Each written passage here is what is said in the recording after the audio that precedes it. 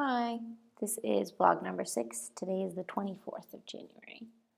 I wanted to kind of talk about Bergen-Belsen a little bit, react to it. The first thing that I thought when we got there to the actual site after the model in the beginning was that it's basically just a graveyard. And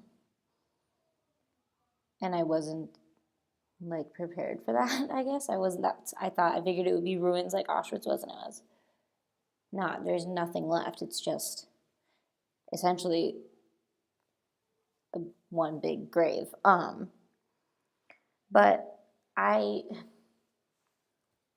remember when we walked up to the first mass grave, I was looking at it thinking that they had planted some sort of garden, raised garden or something, and we couldn't see it because of the snow. And then we walked up and there was a sign on it, and I know extremely minimal German, and I recognized the word dead on the sign. And right after I realized that that's what that was, our guide started talking about it, and that caught me off guard a lot. And I kind of walked a little closer and realized that this mass grave was taller than I was, and it was several hundred feet long. So it was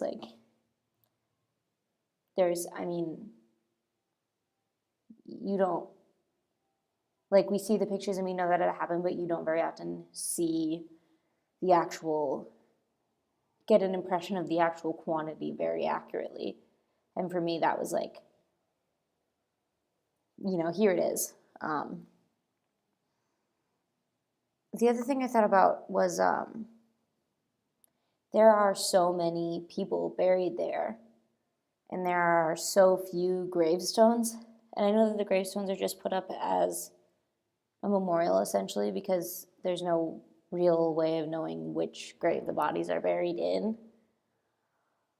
And typically, from what I understand, they're put up by the family. And in many cases, there was nobody left of the family after the camp. A lot of them, the whole family, passed away there, so there was nobody left to put up the gravestone, essentially. But it was upsetting that these people don't get names. They don't get a proper burial. They're just left laying on top of somebody in a mass grave, and that's But anyways, while we were there, I see the first mass grave, and I'm looking at it, and we kind of moved on, and that's a lot of stuff is going on, and our guide was talking, and there's all these mass graves, and I turned around to just look away for a second, and immediately when I turned my head, the first thing that I saw was the first mass grave that we walked past. So it was very real for me that it was a good indicator of how these people must have felt, because there was no way for me to walk away from essentially the feeling of death that there was there, and these people were literally trapped there.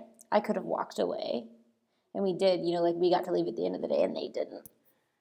So that was really you couldn't, there was nowhere you could look that wasn't a reminder of what happened here. And for them, there was nowhere they could look that wasn't a reminder of,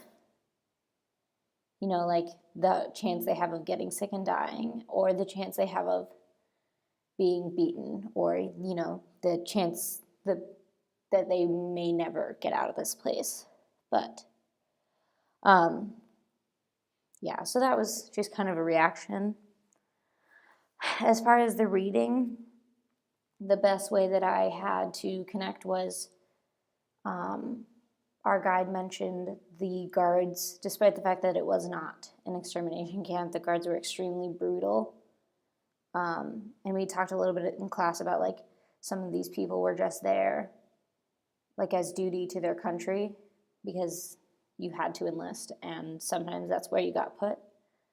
But the brutality that the prisoners received is kind of proof that the rhetoric that Hitler and his propaganda used did influence people, did convince them that the prisoners in these camps they could play games with them and it wouldn't matter. They could beat them and it wouldn't matter. They were nothing, essentially.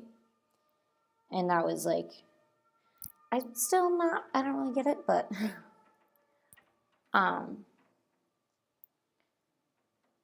it's proof that unfortunately it worked. And there were a lot of people that believed the things that Hitler stood for and, spread, and that philosophy was beyond him because of the way that he went about doing that.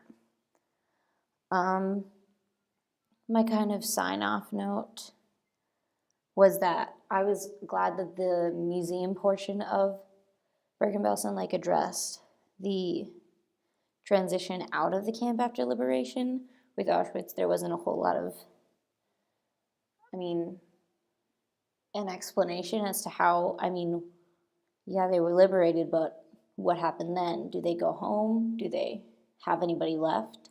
Are they, a lot of people died anyways because they were too sick to be saved, even after liberation, or there was just nowhere to put them to be saved. But I appreciated that it talked a little bit about that, because liberation was a saving grace, but it was not the end of the suffering for a lot of people, and I felt like it doesn't get talked about enough, that there was a lot of transition that had to happen after that. Oh, I'm over time. But anyways, that's all I had to say. So, bye.